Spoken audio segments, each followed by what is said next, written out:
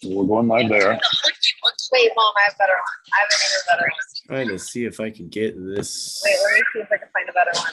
Oh, it wasn't that hard.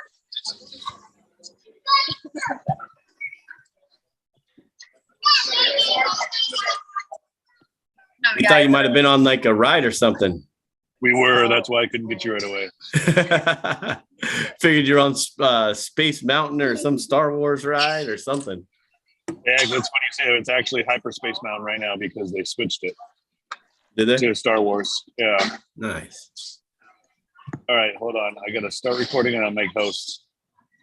Got you.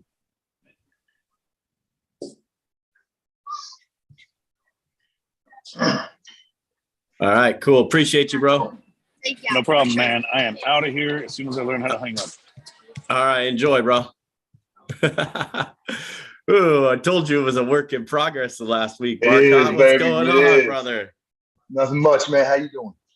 I'm hanging in there, coming down off of the shaking off the cobwebs a little bit still, so I'm good. Back in action. I got you. Back in action. But so for those of you who don't know, Aaron Barcot is a fan of the show, been on here for a while, so appreciate you coming on, brother. We're gonna talk a little baseball today. Absolutely. I was just getting some updates just now. They just suspended Buck Showalter and several Mets players for that fight in Philly. Oh, they suspended him, huh? I didn't see that yet. Yeah. It just came across my phone as ESPN breaking news on my ESPN app. ESPN breaking news. Yeah, I definitely want to get into suspended Buck Showalter. Oops. All right, here we go. Yeah, we're gonna get into a lot of baseball, but you know what else, Barcot, is did you see before we get started here, we appreciate you all listening. So thank you. Don't forget to subscribe, rate, and review the show on whichever podcast platform you listen to. Check us out here on the YouTube channel as well. Sports Fix with Stix and Anonymous Big Homie. So we got Anonymous Big Homie stand-in today, Mr. Aaron Barcot. But bro, did you see the little NFL news, the D-Hop thing come across? I saw that. Yeah, that was 6 games for PD. Yeah, so it's no wonder they made that trade for Hollywood Brown during the draft. So they already knew, bro. They already knew for sure. So and then I'm sure Goodell gave him the heads up that it's coming down. Yeah, it's funny because I heard a freaking interview with Cliff Kingsbury, how they were kind of talking to him about the move of getting Hollywood Brown or whatever, and he was like, yeah, we just never have too many receivers with losing people, getting injured and stuff like that. Never have too many receivers, blah blah blah blah. Yeah, he kept that under wraps for a little bit, didn't he? Absolutely, as he should. I get it. Yeah, I mean, he wasn't going to come out and say, oh yeah, one of our players was suspended or whatever. So right. I mean, it would have given Baltimore even a little bit more to they could have driven up the price a little bit on them if they knew that they were losing somebody like T-Hop for almost half a season. Yeah, exactly. Right. They would have got a little more out of that, I'm sure. Absolutely. Real quick too, the Seattle Sounders play in the CONCACAF Cup on Wednesday. I'm not a big soccer fan, but I'm going to have to maybe tune into that. It's against the Pumas. So winner take all for the big championship. I guess no MLS team or no US team has ever won this CONCACAF Cup. So kind of a big deal for the Sounders to be rolling through, and it's going to be at Lumen Field. So there'll be like 60,000 people there. They opened it all up. So place is going to be popping and rocking down there on a Wednesday evening, 7:30 kickoff, or I don't know what they call it, pitch time or football time. But, if they win that, I'll take some of the sting of the Mariners not winning 100 games away. I was waiting for it. I knew that was coming. We got a lot of baseball to talk about. Have you watched the NBA playoffs at all? A little bit, yeah. Yep. I especially watched Brooklyn get eliminated. I did not get to watch much this weekend, but the first round I did. The first couple games, the first games of round 2, I didn't get to pay attention to, but I watched round 1. Seems like it's the kind of the way it all worked out. The top four seeds in the Eastern Conference and top 4 in the Western Conference. So we'll see how it plays out. I know they had game 1 yesterday for 2 teams, and then what was it, Milwaukee, Boston yesterday, and Milwaukee and Milwaukee Golden Golden State, State Memphis. That win by 1. Yeah, I saw actually saw the end of that one. So NBA playoffs in full effect. All right, bro. Well, yeah, let's get into a little baseball. We won't keep everybody waiting because we got to talk a little Mariners and you have to talk a little Yankees, unfortunately, with my man Aaron Barcot, because I know he's the Yankee guy. You guys all know he's the Yankee guy. But we got to give a shout out to the Miguel Cabrera. Frick, man, that guy's feels like he's been in the league for 20 years. What did he get this 3,000 hits? And I believe he's been around so long that, obviously I'm in your fantasy baseball league. I believe the year I got him, he was a rookie. I think he came in with Mark Teixeira, and obviously not on the same team. Teixeira was in Texas. He was in they were the Florida Marlins at the time. But I believe that's how long he's been around. He's been around so long. Guys that broke in the league with him have been retired for 5 years. Yeah, no kidding, right? Yeah, and good players like Teixeira, guys like Teixeira that played forever and have been retired 5 years, and that dude's still going.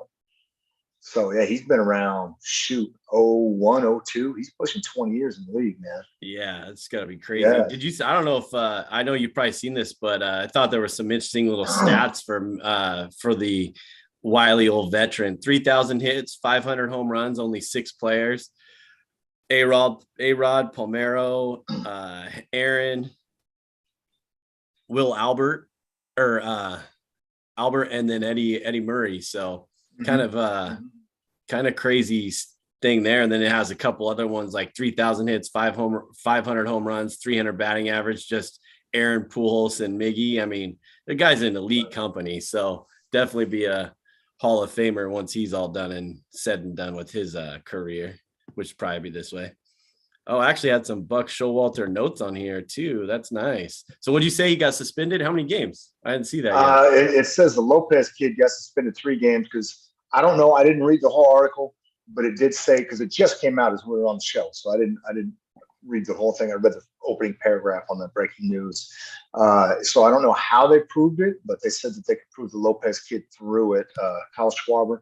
And so he's been suspended 3 games, and Showalter's been suspended, as have some other Mets. So once you get further into the article, we'll give you more. But I only got that opening paragraph as we're getting on here. So Lopez for sure is out 3 games. Yeah, I mean, I think they lead the league in hit by pitches, or lead the all of baseball in hit by pitches. 100%. So seems like it's like every game the Mets are getting hit. Every game there's someone getting drilled and they're getting all hot and fired up. So my guy Buck was Showalter, like I went to bat for him. Early in our when we were talking. Hey, there we go. That's what I'm trying to do. Nice. Technology and I are starting to become friends. The only Yankee manager in 30 years that couldn't win the big Yankee manager. Yeah, he's not on your high priority list, was he? No. Especially when Joe came in a year later and all we did was add Dwight Gooden and won the World Series. Well, hey, let's get into some Mariners real quick, just because I know you can't wait to put me on blast here. What do they got? 12-10, start a big series with the Astros tonight. Bro, I was looking at their upcoming schedule for the month of May. This is wild, dude. They got their work cut out for them, and if they're going to get to the 100 wins, like I say, they're going to have a pretty solid month right here. So you got 3 at Houston, and then come home for 4 with Tampa Bay and 3 with Philadelphia, and then go on the road to the Mets for 3, Toronto for 3, at Boston for 4, and then to close out the month at home, 3 against Houston and 4 again, or 3 against Oakland and 3 against Houston. So now that road trip to Toronto will be big, only because as we just saw with Boston, if you're not vaccinated, you're not going to Canada. So we will be interested to see how many players are not vaxxed. I know my Yankees are there tonight, but they got the entire roster back, so they're all up there. They're at all hands on deck. So Boston was not. I'm sure Boston will not be the only team that goes to Toronto and has to leave players behind. But how many players didn't get to go to? I think Boston had to put 3 or 4 on their. I don't know how they did it because you don't put them on the IL, but you have to move them off the roster and bring up people to replace them. So you have your 26-man roster.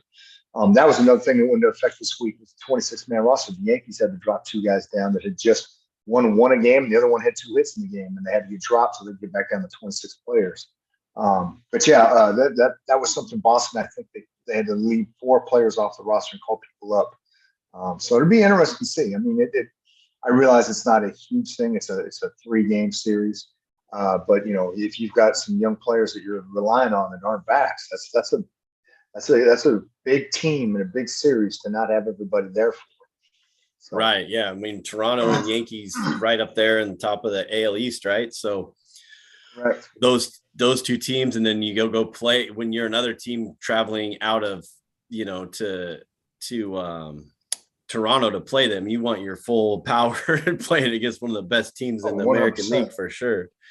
Which, yeah, it's going to be interesting. But real quick not real quick, but we can talk a little Mariners. Julio Rodriguez finally got his first HR yesterday, so that was pretty dope. Slowly getting that batting average up. He's still only at 234, but damn, no one else on the freaking team besides JP Crawford and Ty France are hitting above 300 anyways, or hitting above what, 280? Yeah. Or hitting above 240, I guess. 250. Yeah, Frazier, right? You got Frazier right at 250. Yeah, and then of course Tom Murphy is platooning catcher here, but he's at 357. Or Suarez and Winker are going to be coming around. They're at what? Suarez is at 215. Winker 197 right now. They're both coming around.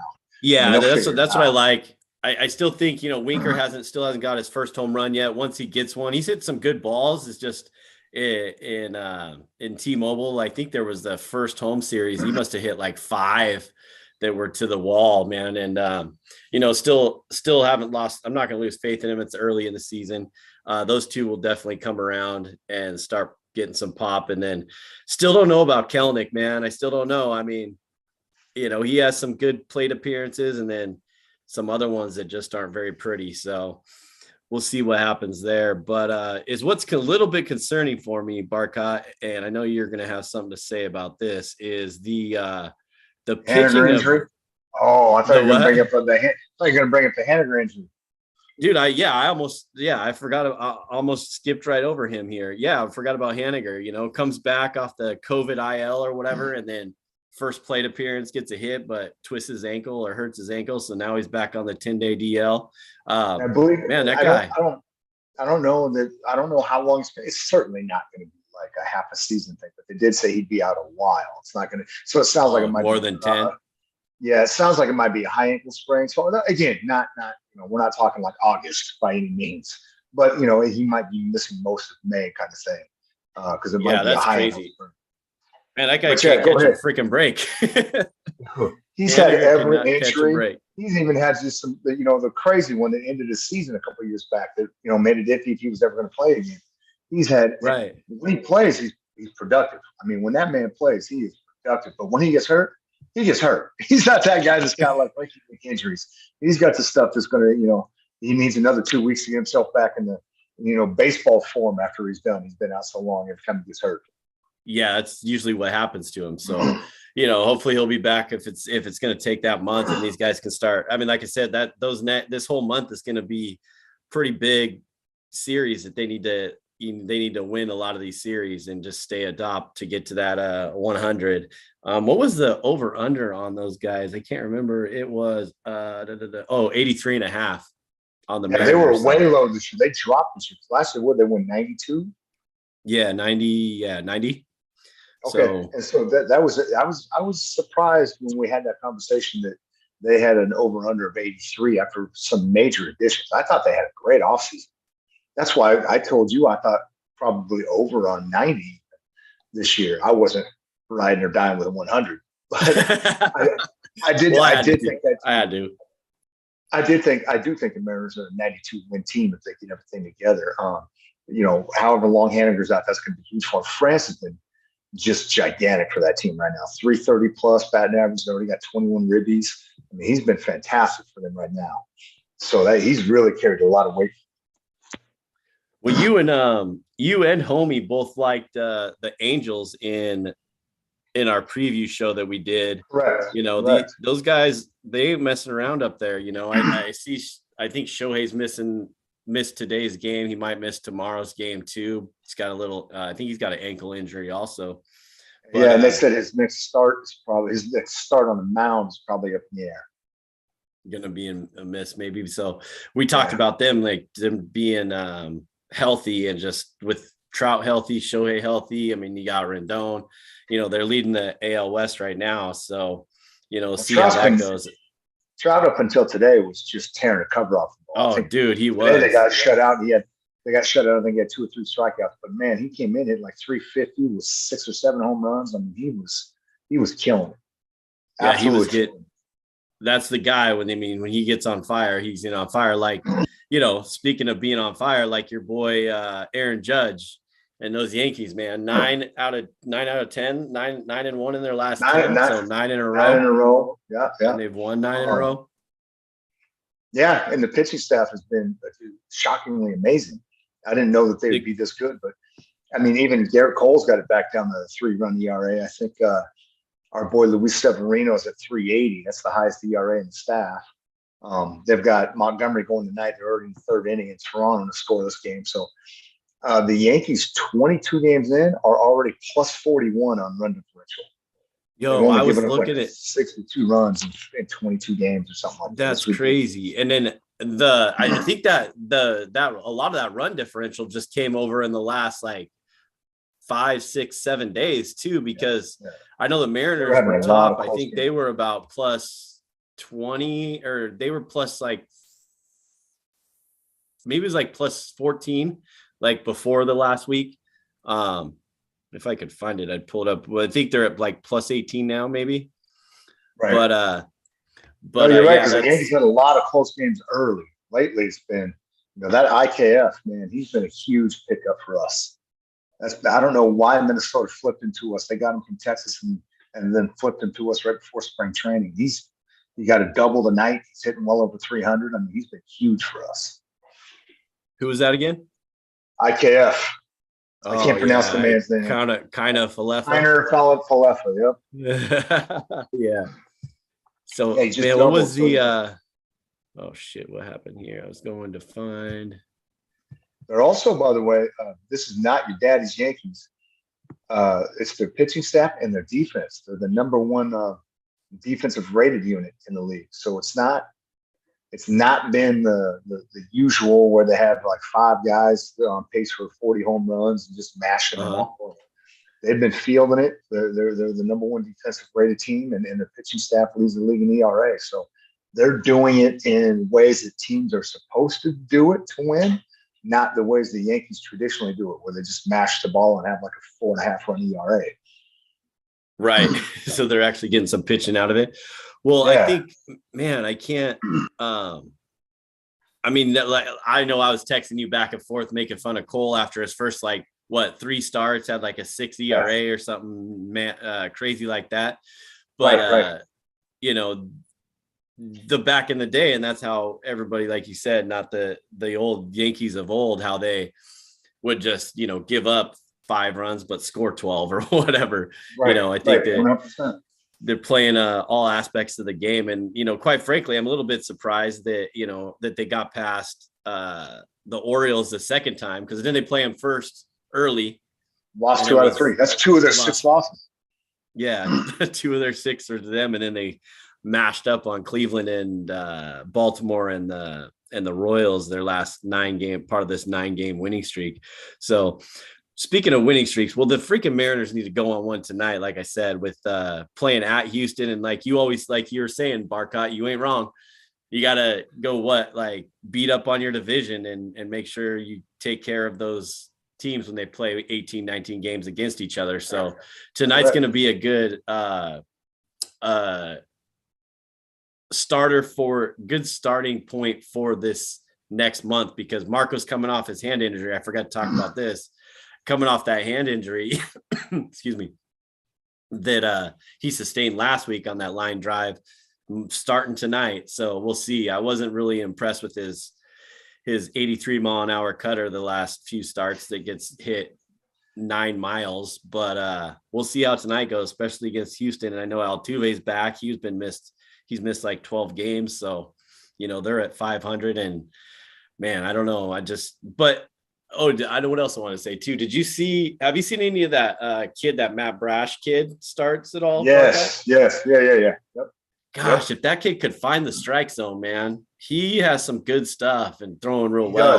He does. He's got the ball comes out of his hand very well. It's an alive pitch. Yeah. And it's just so easy. It's so easy for him. Very easy. It's kind of like, I always say this with hitters, so people can understand what we're talking about with easy that may not know a lot about baseball. I could tell, as probably you could, when you watch an Aaron Judge swing as opposed to a Bellinger and a Yelich. Those guys have to put so much tremendous torque that it was not a shock that they've been hurt so much the last couple of years. And a pitcher who can just have the ball fly out of his hand, that's a guy that's not going to have a lot of elbow injuries or shoulder injuries, because it's just electric. It's natural. He's not torquing himself. He's not having to like do weird things with no extra energy, no extra motion. It just flies. And it's electric out of his hand. If he can get it down to just throwing strikes, he'll be because that stuff, it comes out of his hand beautifully. He's going to be a stud, no question. Yeah, I just hope he can find the freaking strike zone a little more and leave it. I mean, it's not like he's just missing either. I mean, he'll miss 2-3 inches up or 2-3 inches out. With that fastball, but his fastball is lovely. And but how about Logan Gilbert though? What has he got, like a 0.6 ERA now? Something ridiculous like that. Yeah. Absolutely. Did he just shut somebody else? Yeah. He just shut somebody else out in his last start? That was the win they got in Miami. I think he went 7 and probably only gave up 1 run. I think 1 or 2 runs. Okay. Yeah. So he did get the dub. So that was solid. But I had to give some love to the Mariners pitching staff. I just hope Robbie Ray comes around a little bit. I just don't know. I mean, every start I've seen of his, he just doesn't seem like he seems like he's missing on some of those pitches too. Like leaving it now, he's not missing the strike zone. He's just leaving them in the strike zone, missing his spots a little bit, which kind of, is a little alarming for a Cy Young Award winner that just came off, signed that new contract. So I want to see him produce a little more here and see what happens. So he'll bounce back too, just like you said, with Eugenio and Winker. I think the big piece is it was that abbreviated spring training. They didn't get, and it's not the game where we know starters don't get a lot of innings in spring training. It's the off day bullpen sessions. They didn't get, with the abbreviated spring training, they didn't get the work in that they normally get when the spring training. So a lot of these guys, they're, like you said, he's not missing the strike zone, but he's leaving stuff hanging because they're not getting that break they need, or maybe they're not finding their spots, or they're overthrowing the slider or what have you, because they didn't get the extra. They might have missed 3 bullpen sessions during spring training because it was abbreviated. They cut a couple of weeks out of spring training. That's right. Yeah. And so even though starters don't get a lot of innings on the mound during spring training, it's that off day work where they go work on this stuff and build up the stamina. So that's where I think a lot of these guys are missing right now. I think it'll turn around in May, June. But the first month, they're really still trying to figure things out. Usually in April, they're trying to get stamina built up. Now they're trying to get stamina and a feel, because I lost a couple of bullpen sessions with the abbreviated spring. So I'm not shocked by it, but he'll figure it out. Just like, Cole looked like doo-doo for 3 starts, and he's figured it out. Yeah, he did. He was struggling there too. So you're right. I think you're 100% correct on that. How it's just getting back into the flow of the game there. Get your bullpens in, get the work in, and get your arm strength up there, and see what happens. Any of these teams, I know, Barcot, you were talking earlier on the preview show with Homie, and we were talking a few weeks ago before the season started about the Chicago White Sox and their pitching staff. Any other teams out here that surprise you or have surprised you besides the the Cincinnati Reds only winning 3 games right now. My Man, boy, poor John Sandlin. I'm sorry, boy, man. Your team. I know the Marlins lost yesterday and they're losing again today, but 12-9 coming out the gate. I mean, they really have fixed that organization. I mean, again, they're probably going to win 85 games, but just think about that. The Marlins could win 85 games and not have an exorbitant payroll or not have a bunch of guys that are about to be big name free agents that are going to have to go out and, the Marlins are going to have to let them go or trade them because they're about to hit a $200 million contract. This is just a bunch of young kids that are just playing well. It's not that, they've got a Stanton coming up. They're going to have to let him go because they can't re-sign him. They're going to have to let this kid go because they can't re-sign him. This is not a team that's going to win 85 games and then have a fire sale in 2 years. This is a team that's going to win 80, 85 games this year, probably 90, 92 next year. And then they're going to be ready to take off because they're all young kids and none of them is such a huge superstar that the Marlins got to worry about a gigantic contract coming up on any of them. They're just solid baseball players. And so at 12-9, I know they made the playoffs during COVID. But I also like to call that the Dodger, Astros World Series. Remember Kershaw was lights out. Well, part of the reason he was lights out is because by the time the playoffs started, that's just where he's normally starting to take off. And then his arm burns out on him in August. Well, he hits that 60-game mark. That's about where he gets hot for like 3 weeks. And that's exactly what happened that postseason. And then we saw Kershaw turn back to, Kershaw again last year. We went back to 162 games. And all of a sudden he was, absent in late summer, the dog days of August. He was gone. And so, yes, he was. So I do think that even though they had that COVID, so to speak, playoff appearance for the Marlins a couple of years back, I do think that team has shocked me. I mean, they're 12-9 even after a loss yesterday. They're pitching well. They've got a guy who's got a sub 1 ERA as well. He might be up to like 1 now, but his first few starts, he was like .065 or something like that. And, the Mariners touched up Alcantara. And then the Mariners touched up the Alcantara yesterday a little bit. He had a sub 1 run ERA. So, but yeah, I mean, the Marlins have shocked. They have shocked. Yeah, that's a good call. I like that too. They are there as well.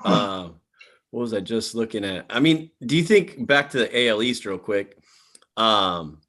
Do you think the Rays, like I've talked about this for the last 2 years about how I hate the opener, quote unquote, right? And I mean, the Tampa Bay Rays are the ones who invented this. I swear, 2 years ago when they started doing that, and they're still doing it this year. I mean, can they contain this throughout the whole season doing that? I mean, I don't know, man. Didn't they have a combined no-hitter, but it was scoreless, so they won the 10th inning and lost? But I think against Boston, they had a combined. That was them, yeah. So they've done it. They've been successful with it for years. I'm just shocked that and again, we're 25 games in. Some teams not even there. To be where they're at basically 500 surprises me. It really does, because they traded. When you look at that again, you go back to the COVID short season. I don't know that most of that Tampa Bay Rays team is there anymore. Their shortstop, Adames, is gone. He's in Milwaukee. Snell's obviously gone. Meadows is gone. Almost that entire roster, except for the young man that hit 10 home runs that playoff run. Almost that entire starting roster from 2 years ago.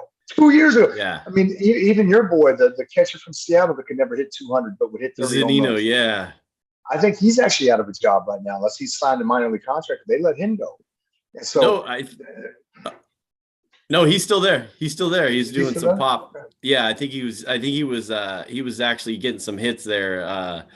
But yeah, they got Zunino, then they got, then Wander Franco wasn't there. I think, did they call him up for that COVID season? I'm not no, I don't think so. No, that was the other kid. Rosarina. Yeah, Rosarina, yeah. So those, you are right. By the way, Zunino is back. He's not getting hits, by the way. 4 for 43. Oh, he's 4 for 43? 4 for 43 with a home run. So a guy that's not. Oh, he only has one? I thought he had like 3 or 4 home runs. I must have been thinking about last year.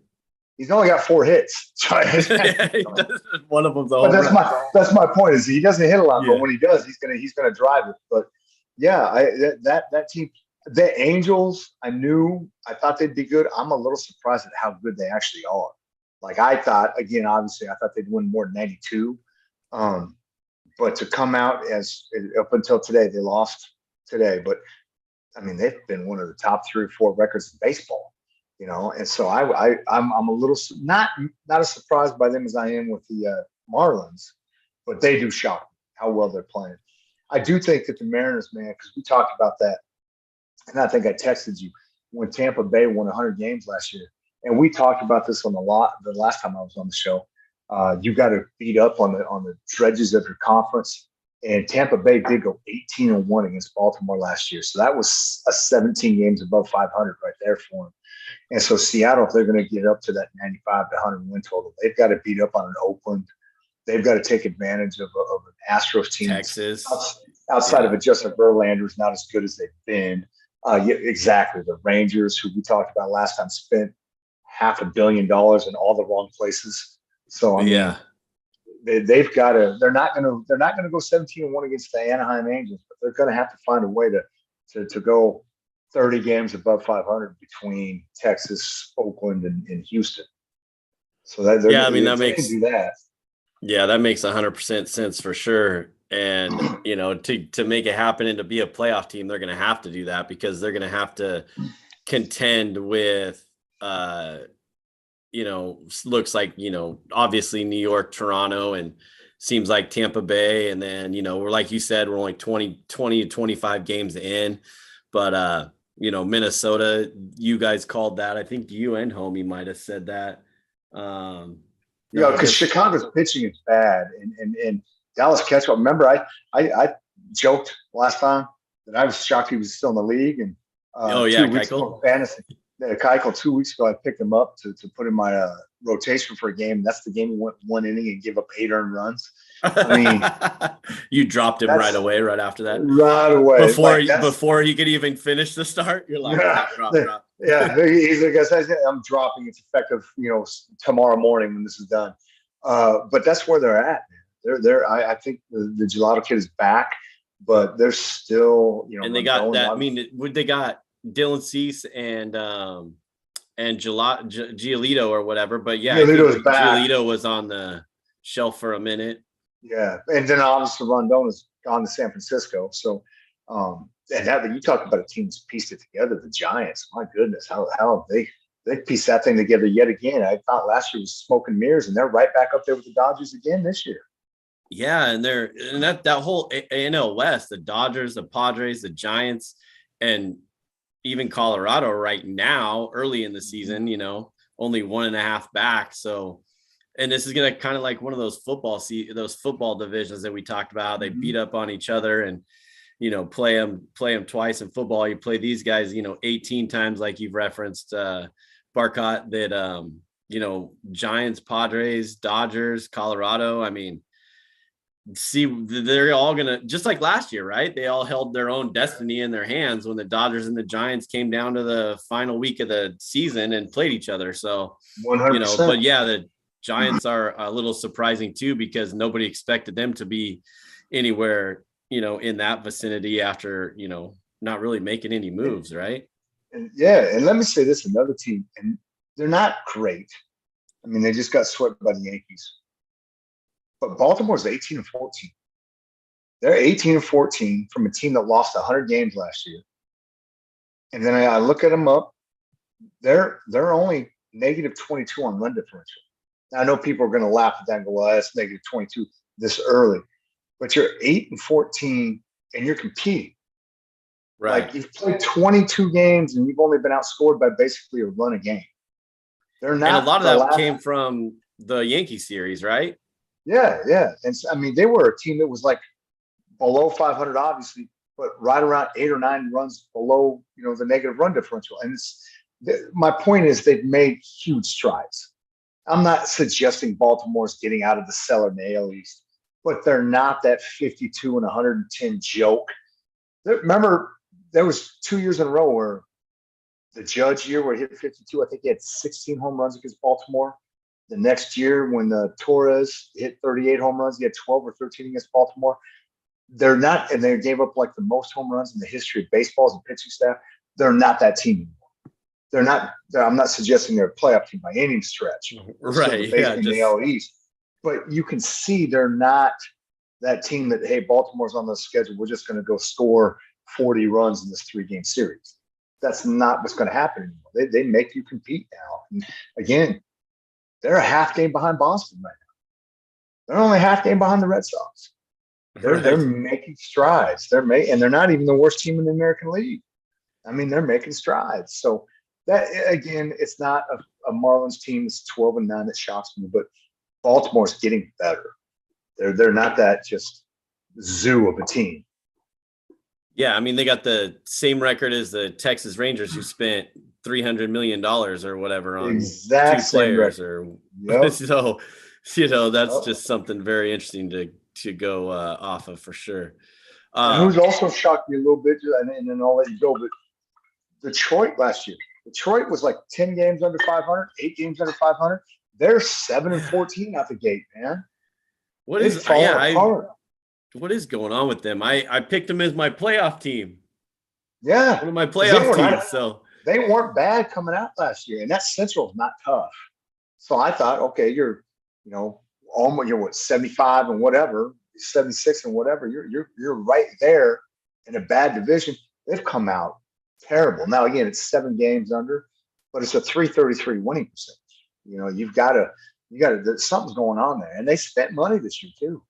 They went out and got Eduardo Rodriguez. They tried to go out and get Correa. They've made strides. Where was the freaking? I was gonna try to look at their who their starting pitchers are. I can't even. I know they got that one kid, the Rodriguez kid out of Boston from last year. He was Boston's 17-game winner last year. And gosh dang it, who was the freaking? All right, I gotta do this. Depth charts. Oh my gosh. What I say about me and technology, we were starting to get along. Yeah, we're not getting along right now. Detroit. All right. Yeah, let's see what they got going on here. Oh, that Tariq Skubal, Pineda. Yeah, Rodriguez. That's right.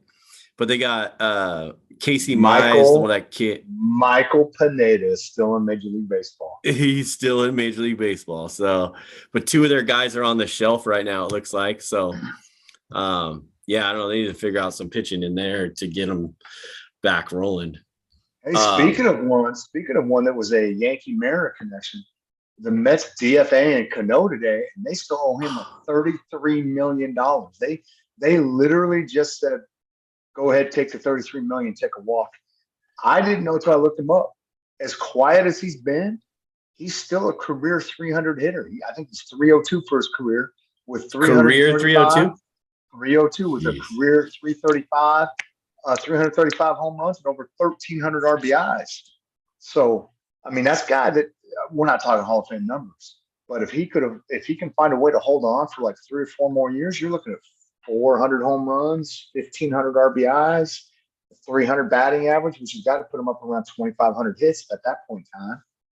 I mean, that's a guy that's. How many hits away from 3,000 was he, or is he? Well, let's look him up right now. I was gonna say, because he was one of those guys they were talking about trying to get to 3,000, or had a chance, right? Because he's been in the league for so long. Let's see if it tells me. I'm looking it up right now. He is at 2-0. Actually, he's not far off. 335 home runs, 302 batting average, 2,632 hits. He's literally 300 hits away, 368 hits away from being a Hall of Famer. 368 hits. Because he's already got 1,300 RBIs. He's already got 300 plus home runs. He's already got a 300 batting average. He's over 2,600 base hits. Yeah. He's a guy that if he can find a way to get, part-time player. Can I be a part-time player, get 80 hits here, 80 hits there? Yeah, I mean, he can go anywhere right now and be a DH, right? I mean, in the National League, I mean. Anywhere. Absolutely. So now it's opened up, gives him more of an opportunity. because the DFA, he'll sign any contract you give him because the Mets are going to give him $40 million. He'll sign the veteran minimum. He'll take the veteran minimum of like $8 million. So, and I know that's a lot of money, but that's the minimum for a veteran. That's the cheapest you can go as a team. So you're going to sign him or you're going to sign some other Joe Blow. Either way, if they're both veterans, they're both $8 million. He'll take it because he's already getting $40 million this year from the Mets.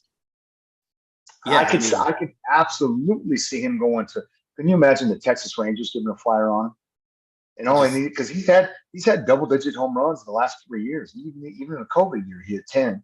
I mean, he's a guy that can still produce, and he only needs 360 hits. He's got 3,000 now. You know, he's got that stain of PEDs. I was just gonna say he's gonna be even if he could get there. I mean, he's pretty much tainted by now. I mean, after he already got suspended the first time for 80 games, and the second time for the whole season. I mean, he missed out on the whole season there. He has been popped twice. He's been popped twice. So you do have to still look at can he get who would have thought? Let's just think about that. Who would have thought Robbie Cano would be this close to 3,000 hits? And my point is this: Robinson Cano has never been a dominant player. He's never been A-Rod.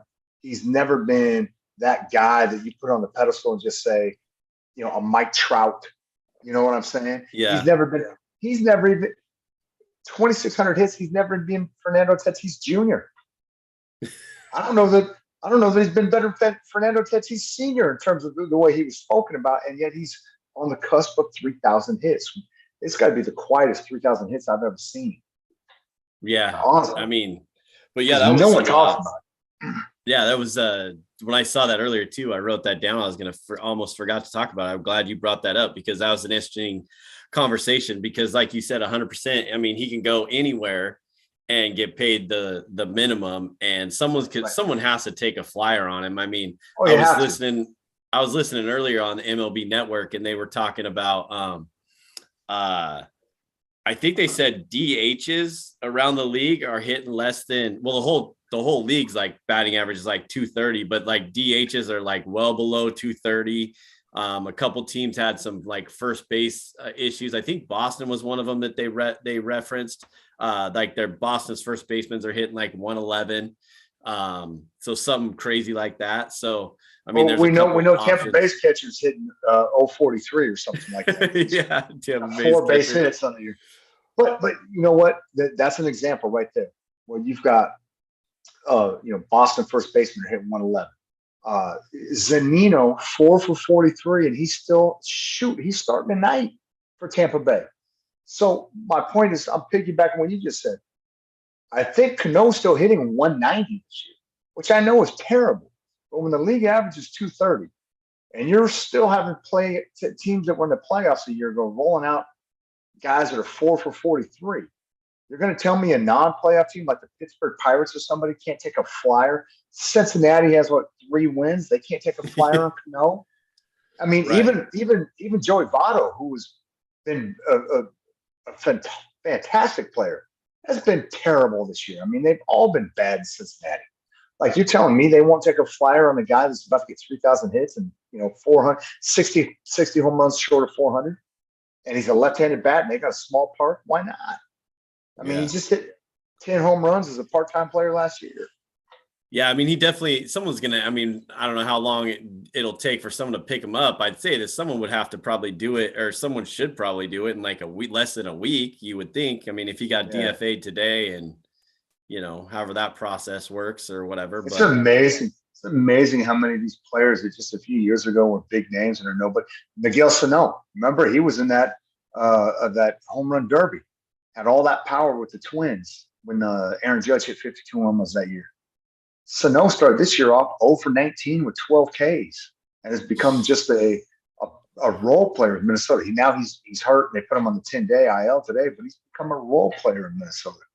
5 years ago, that guy was a 40 home run hitter at like 25 years old. And we were talking about how massive he was and, could he be another, Frank Thomas-esque guy? He wasn't going to hit 300 like Frank Thomas, but could hit 40 home runs routinely if you put him at the DH. And now he's like, whatever. He's going to hit 190. Getting that injury prone going and couldn't see how long he lasts after he comes back, or if he comes back. I mean, he's a big boy too. So Right. I couldn't think of the other guy I can't remember. Someone else I was thinking of too, but shit. What's your? Oh, I just talked about Gleyber Torres, a 2-run bomb. Yankees up 2-0 on Toronto. Look for win number 10. Ooh, what inning? It's got to be early, right? Four. 3. Top four. Yep. Ooh, Yankees got 5. By the way, the Yankees. Here's how they've changed who they are. Aaron Judge tried to lay down a bunt with runners at first and third earlier in the game. They tried to have Aaron Judge lay down a bunt. That's how much they've gotten away from swinging for the fences. They literally said, Aaron Judge, 8 home runs. You hit 2 yesterday. Runners at first and third, 1 out. They tried to get him to lay down a bunt. He felt miserable. He felt miserable. But they literally called for that man to bunt today. And we're not talking about a guy who's a home run hitter who's in a slump. He just hit 2 bombs yesterday. He's hitting over 300 on the year. And they tried to have him bunt today. That's where they've begun to change their philosophy. They're willing to do whatever they got to do to score runs. They want to get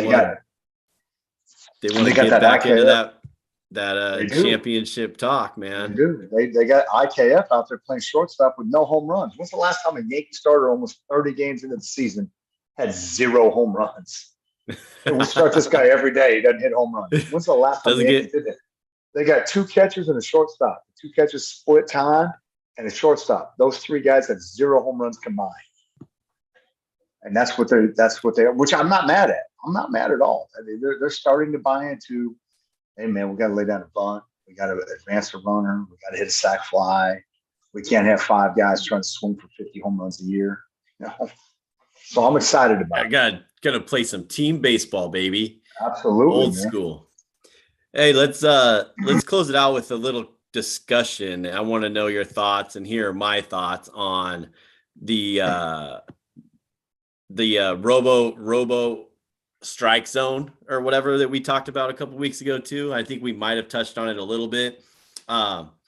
Obviously as a Mariners fan, I've seen Julio get jabbed a lot already in the first couple weeks. I know the Mariners sent a letter to the MLB office saying, these are the pitches and this is it is or whatever. And so people were talking about the auto strike zone again, which we all know it's already like in all the levels of baseball, right? AAA and everything like that. So, there's probably only a matter of time, but I say no auto strike zone. I don't like it at all. I think it makes sense in a way, but I don't like it. I'd like to see the real aspect of the game played. So I saw this from Ben Verlander, brother of Justin Verlander on Fox Sports. And he mentioned something about using an appeal system. I don't know if you've heard about this at all, Barcot, but so the player can appeal a ball or a strike. And then if they're wrong, they lose the appeal for the rest of the game. If they're right, they get like another appeal, like a challenge in football, I guess. Right.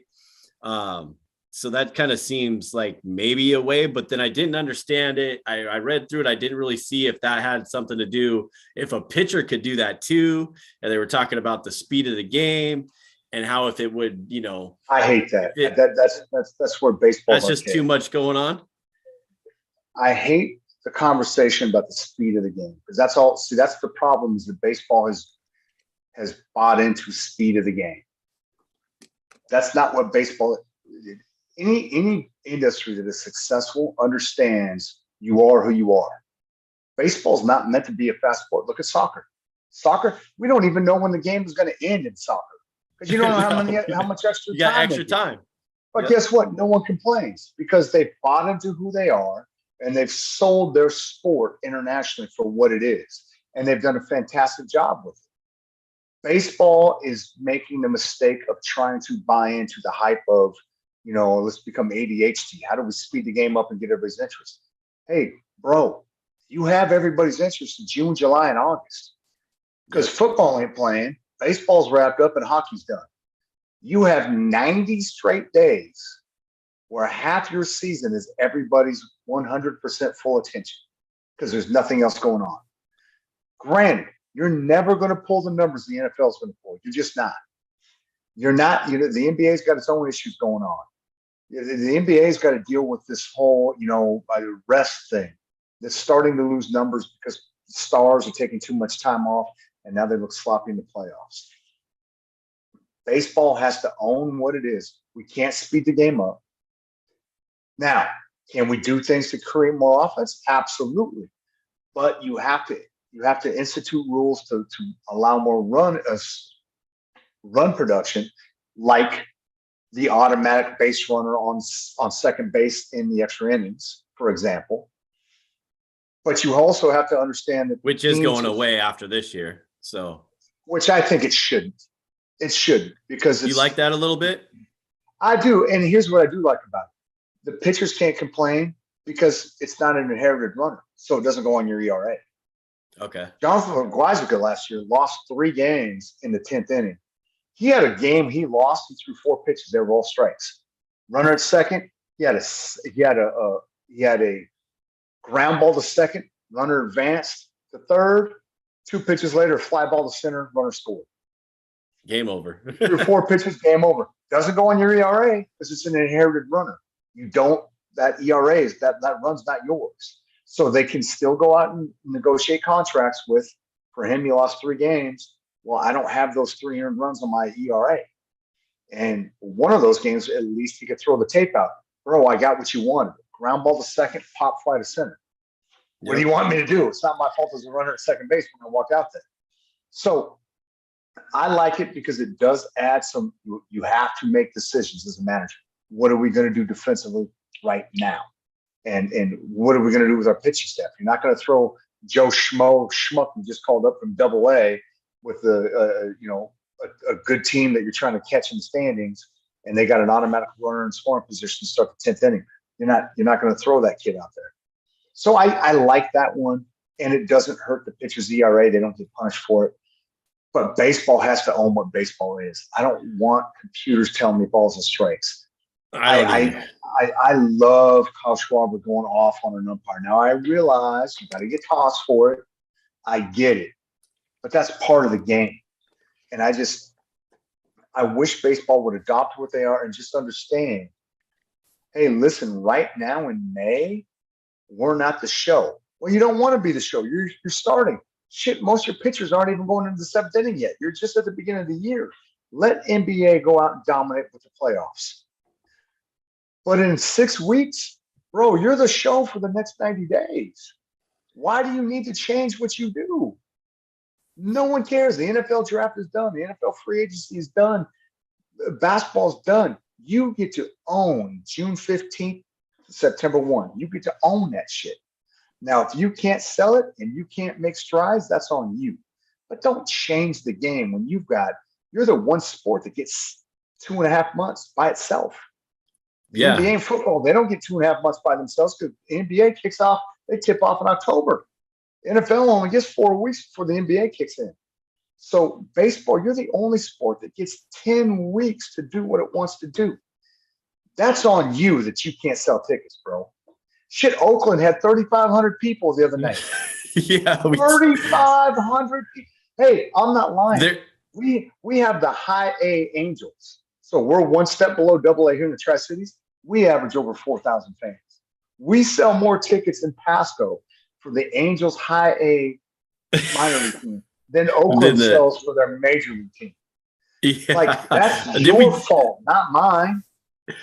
I mean, I'm 100% agree with you. Baseball, needs to own it better. And a homie and I have talked about that too, about, what they need to do and how they can be better at it.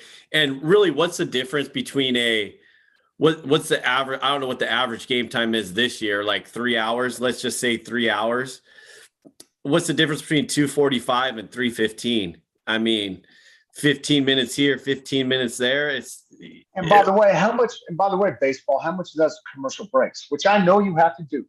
I know you have to do to make money for yourself and for the individual teams that are selling airtime themselves on the radio stations or TV stations, like the Mariners when they sell time on Root Sports or SWX.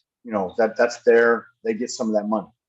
I get that, but if it's 3:15. How much airtime are you selling to add to that 3:15? Can you take a minute off of every commercial break? You know what I'm saying? The pitcher only gets 8 warm-up pitches. Does he need 5-minute commercials? Right. How much time? That makes a lot of sense. I agree with you 100%. And you know what else too is you just said the commercial breaks and oh man, what the hell was I gonna say? Damn it. And the game time. But we were talking about how they want runs and more runs scored by doing this with the balls and all that. Right. When the game goes longer, obviously a lot of it is when there's more action that they want and a lot more runs scored. Okay.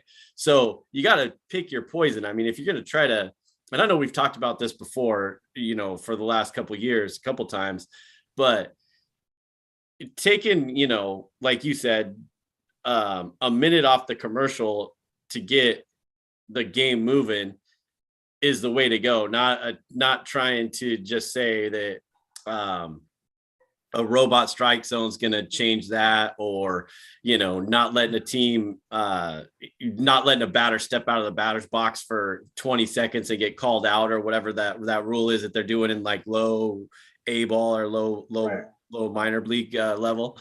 I've seen a couple of those videos where the dude steps out of the batter's box and all of a sudden he gets a strike called on him or whatever. That's not going to speed up the game.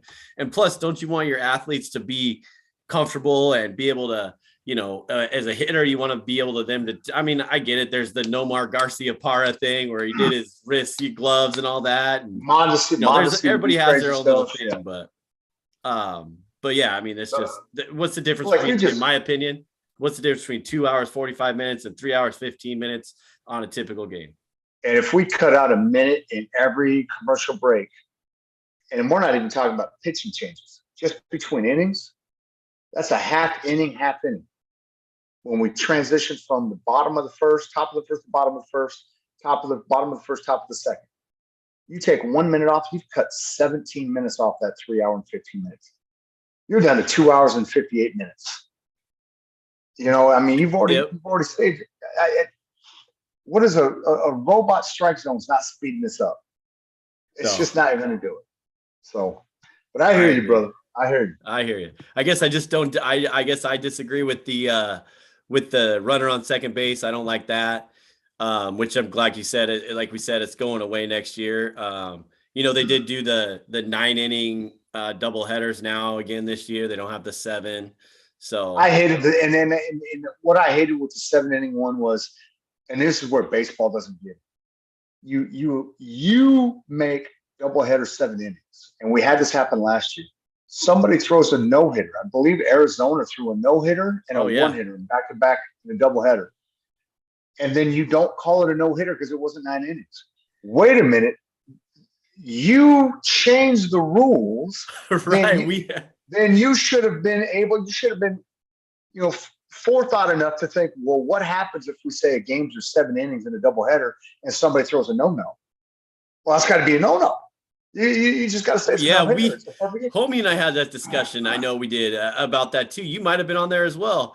Didn't we talk? I know we talked about that. It was like, they're going to do 7 innings and it has to be a no-hitter. I think we were all agreeing that it was a no-hitter. I mean, that's what they changed. They personally changed the rules themselves to then you accommodate have to change the game. The standard.